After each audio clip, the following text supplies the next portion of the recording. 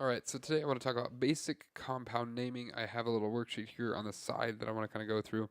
But basically the idea is that I could tell you the atomic symbols for a couple things and you be able to put that together into a formula and use its proper name in chemistry. So first I want to talk about metals and nonmetals. So the first one on this example is silicone, tetra, chloride. There we go, something like that. So what is the symbol for this substance? So silicon is Si. You can look at the periodic table, and then chlorine is Cl. Now tetra here is a prefix meaning 4. So prefix. I'm going to put that up here too. So I want you to notice that silicon is kind of this metal category, or this. You have your cation and your anion, and so for the cation, usually they don't have anything, and the front one doesn't have anything. But for the nonmetal, it's going to have a prefix or suffix on it denoting kind of what it is. And this is, once again, this is actually in a covalent bond, so that's why we do that. Okay. For magnesium fluoride is the name of it. We're going to call that MgF.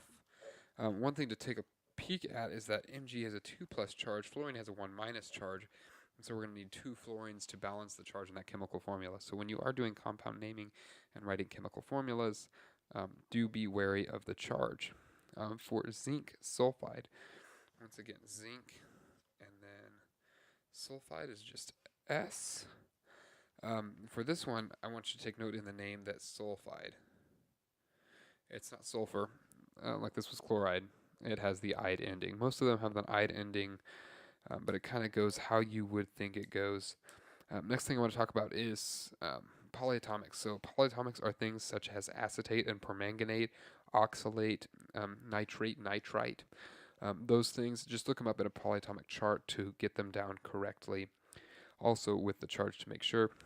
And then acids. Acids usually start with an H. So in the example of HNO2, this is called nitric acid because it's the nitrite thing and then it's an acid. So that's kind of just the idea of basic compound naming. I know that's quick and rush, but there it is.